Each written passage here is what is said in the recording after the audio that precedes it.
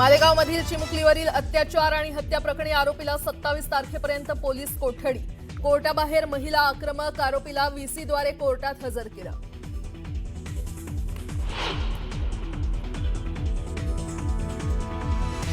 शिक्षकाच्या जाचाला कंटाळून दिल्लीत 10वीच्या विद्यार्थ्यानं उचललं टोकाचं पाऊल। सांगलीत मूळ गावी अंत्यसंस्कार, 4 शिक्षकांचं निलंबन।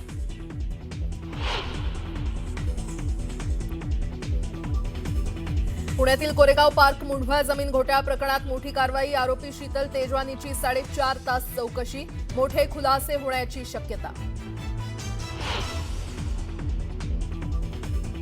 आणि पुण्यातील तौफिक शेख हत्या प्रकरणातील आरोपींची पोलिसांनी काढली धिंड। हत्येच्या ठिकाणीच घेऊन जात पोलिसांनी शिकवला धडा।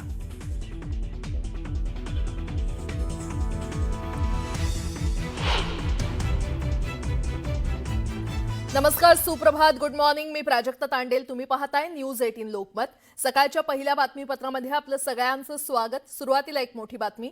राज्यातील 246 नगर परिषदा आणि 42 नगरपंचायत निवडणुकीच्या पार्श्वभूमीवर आज अर्ज मागे घेण्याचा शेवटचा दिवस आहे। दुपारी 3 वाजेपर्यंत अर्ज मागे घेता येणार आहे। अखेरच्या क्षणापर्यंत कोण अर्ज मागे घेणार, कुणाची युती आघाडी याकडे नजरा लागलेल्या आहेत। तर नगर परिषद नगरपंचायतीसाठी 2 डिसेंबरला मतदान होतंय आणि 3 तारखेला निकाल लागणार आहे।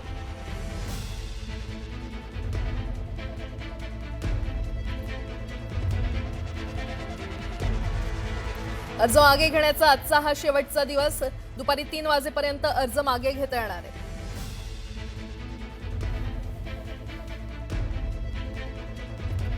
पुढची बातमी पाहूयात। मुंबईसह संयुक्त महाराष्ट्र राज्याच्या निर्मितीसाठी प्राणांची आहुती देणाऱ्या 107 हुतात्म्यांच्या स्मरणार्थ दरवर्षी 21 नोव्हेंबर हा दिवस महाराष्ट्र राज्य हुतात्मा दिन म्हणून साजरा केला जातो किंवा पाळला जातो।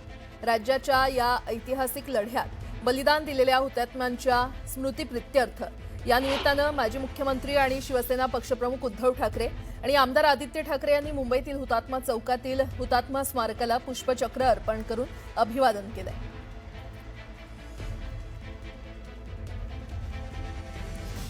उद्धव ठाकरे यांनी हुतात्म्यांना आदरांजली वाहिलेली आहे।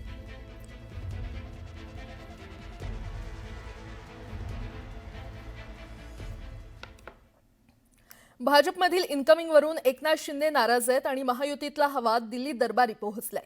काल शिंदेंनी शहांची भेट घेत तक्रार केल्याची माहिती असतानाच आता शिंदेंच्या नाराजीनंतरही केंद्रीय नेतृत्व भाजप प्रदेशच्या पाठीशी असल्याची माहिती सूत्रांनी दिली आहे।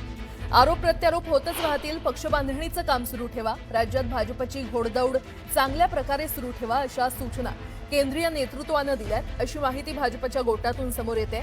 त्यामुळे भाजपचं नेतृत्व रवींद्र चव्हाणांच्या पाठीशी असल्याचं म्हटलं जातं।